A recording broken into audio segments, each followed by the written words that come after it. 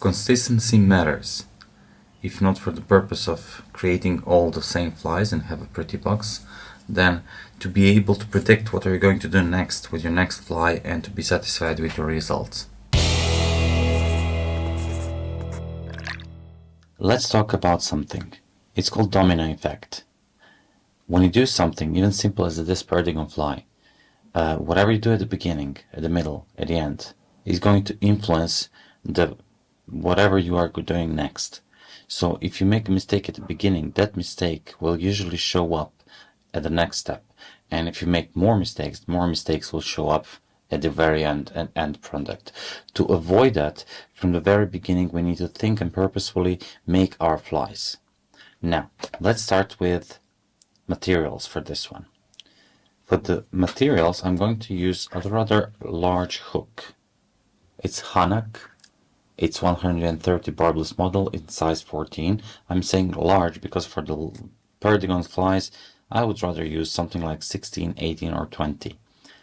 14 is on the large scale here, but it's more visible for you and easier to make a video with it.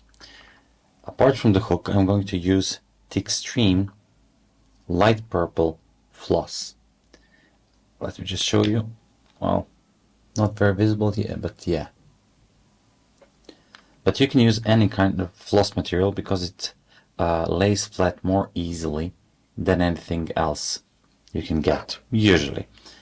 Apart from that, this one has also thickness to it, so I don't have to make too many wraps with, for example, thin thread that's flat, but I'd rather have less wraps and make, again, relatively smooth underbody. For the tail, I will use whitening, a Coq de Leon feather. No need to use those nice feathers from Leon, Spain, because I think better use them for dry flies. They're expensive and they're too valuable to be used on nymphs. I don't see any advantages of using real Coq de Leon or Giallo de Leon for the nymphs. Maybe I'm mistaken here. For the next thread, I'm going to use Vivas in orange, and it's relatively thin because I don't want this color to be super thin, super thick. My mistake. And for the main body, I will use this mylar in kind of purple color. That I got here from some Chinese website, so whatever you can find, it's okay. Now let's go into tying. After putting tungsten on the hook, secure the hook securely in your vise and start with thread. What I like to do at the beginning is I like to go under the bead, because whatever bump I create with starting knot, it won't show after I leave this hole. So I start my regular jam hitch under the tungsten, and then later I can proceed without any consequences here, without any domino effect that I was talking about at the beginning. Cut the excess and let's go on. As you can see, the thread is most of the time flat, and I like it because of that. I was using some other floss materials, but it seems that this extreme is pretty well controlled when it comes to twisting and flaring the twist. That can be a real problem sometimes. For the tails, you need maybe 5 or 6 or less, whatever.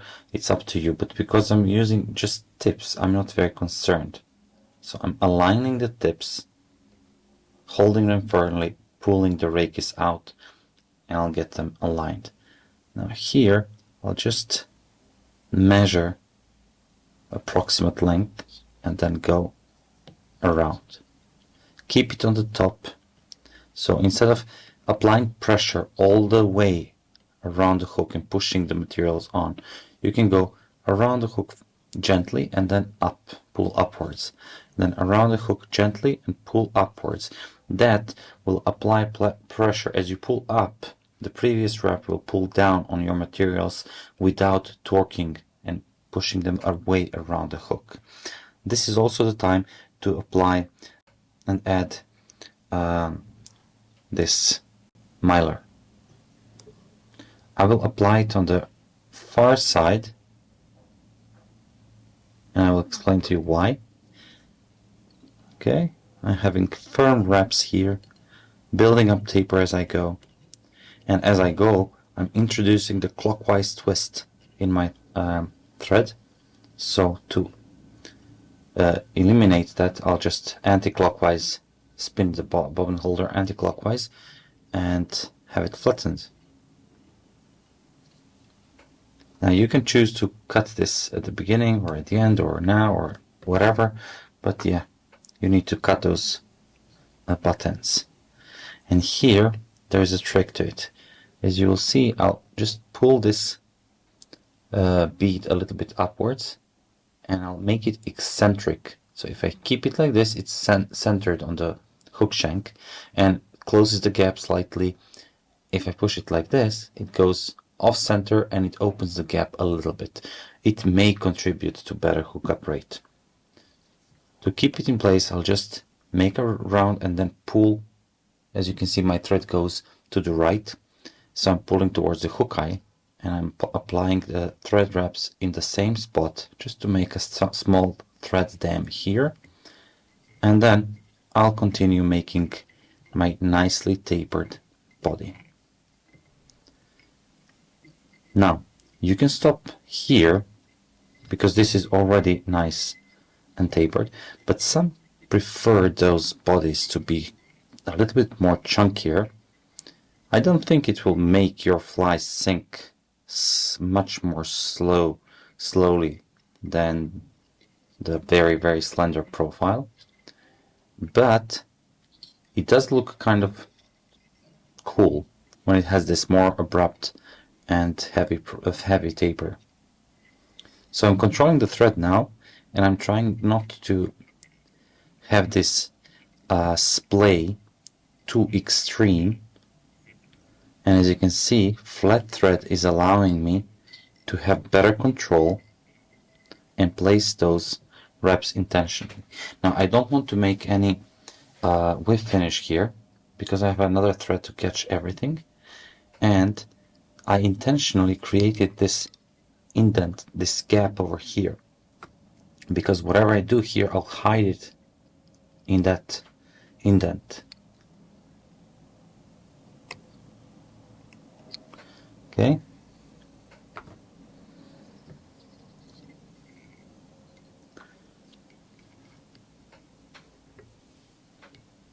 I'll just take 2 wraps here. It's very useful to use some kind of a blade for this. Okay.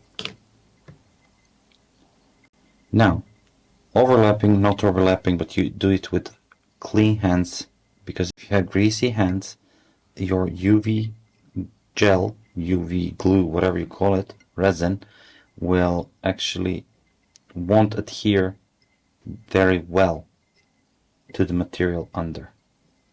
If you make small gaps between those wraps of mylar, it's not a big deal because you already have thread that's like the same color, so it won't show.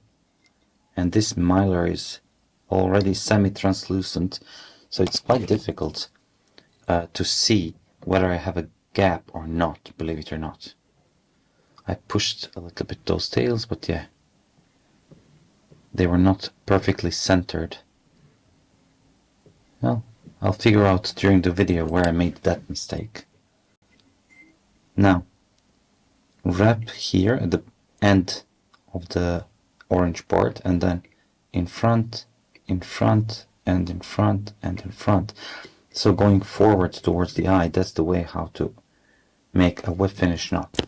Since we are going to make a layer of thread, a layer of UV resin over this this fly, no need to make 2 layers, 2 whip finishes here. But I can see some hair sticking out, and I'll hold my tail here and go with lighter. Hop, hop, that's it. Burnt, nice and smooth. As I was saying, nice smooth underbody, nice smooth will give you nice smooth body, and later nice smooth foundation for the perfect finish of the Perdigon fly. Now let's do that. Use your favorite relatively thin UV resin.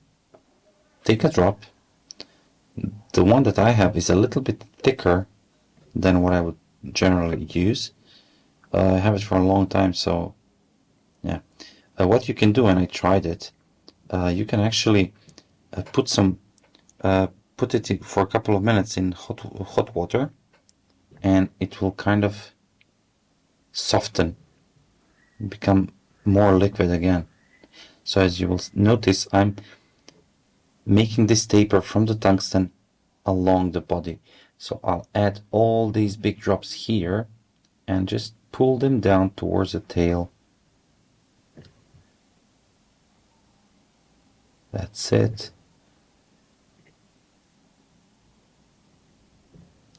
But it is important to go on the hook a little bit to close everything from the moisture, like to protect everything from the moisture. Now, even if even if the tail stayed bent, it wouldn't be late to correct it. Now let me show you why. You can always, but don't do it for too long, take UV glue and cure it, and the glue that was already on the tail would cure and make it right. So after we finished fly, we can put it together with the rest of the bunch and enjoy our pretty box. I'm just kidding, it's not about the box, it's about knowing what your materials are going to do next, as I said. Now, bonus tip. If your UV is kind of cheap, as mine is, and it stays kind of not tacky, but not super hard at the end, you put your flies together, like I do here. Just put them on some foam block. Okay, push it back. So I put them together like this, and leave them outside in the sun. And that's it. After a couple of hours, it's not tacky anymore. So no need for me to buy any expensive UV resins, because all of them will work just fine as it is. So guys, thank you very much for watching. I hope you enjoyed this video. If you did, hope to see you here next week. Until then, please stay safe and tight lines. After putting gunmetal bead, it's 3mm. After putting it in the vise, secure the vise and the hook, secure the